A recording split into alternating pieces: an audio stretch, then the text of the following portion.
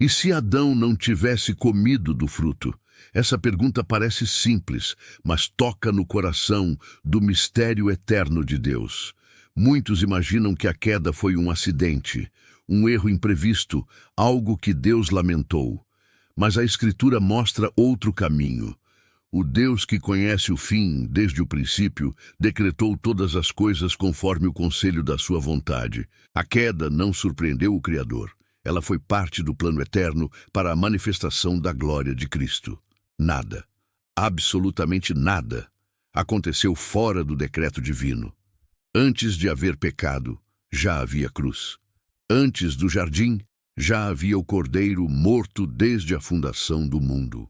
O Éden não foi o início da história da redenção, mas o palco preparado para que o drama eterno da graça se revelasse. Deus decretou o fim, sua glória em Cristo, e ordenou todos os meios que levariam a esse fim, inclusive a queda.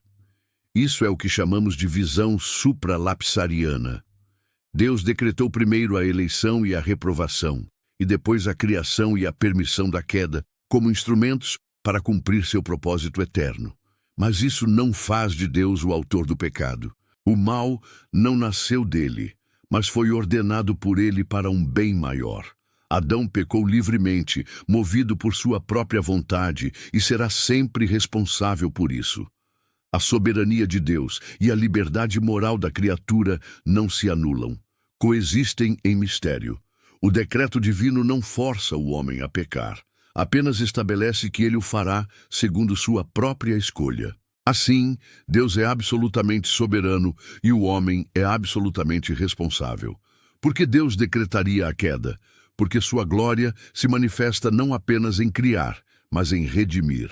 O plano eterno nunca foi apenas ter um homem no paraíso, mas revelar um Salvador exaltado.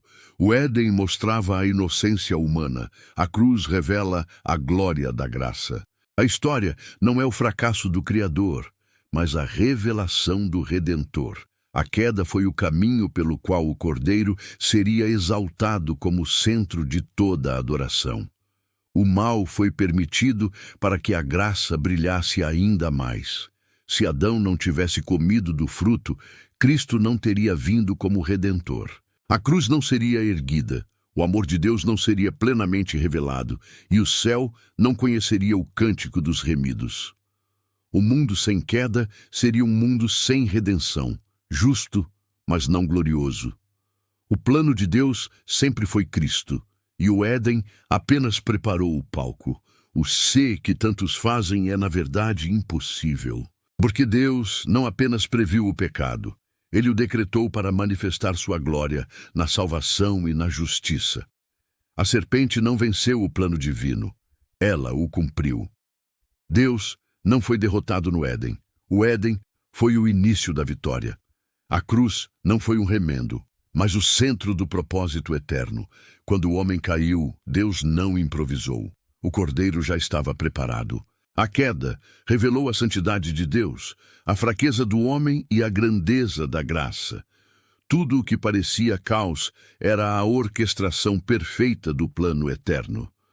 O decreto da queda mostra que a soberania de Deus é mais vasta do que nossa lógica permite.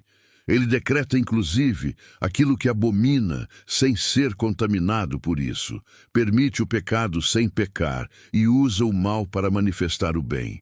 Enquanto o homem pensa que destrói, Deus constrói. Enquanto o inimigo trama, Deus cumpre. O trono nunca tremeu diante do fruto proibido, apenas revelou o peso da sua majestade.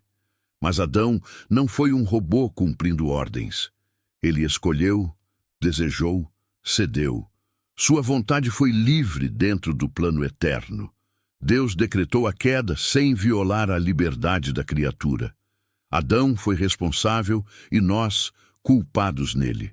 O pecado não é uma falha no decreto, é a prova da santidade divina diante da corrupção humana.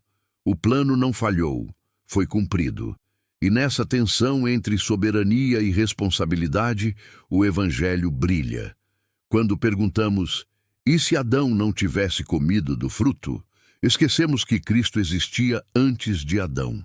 O Filho não veio em reação ao pecado, mas o pecado veio para revelar o Filho.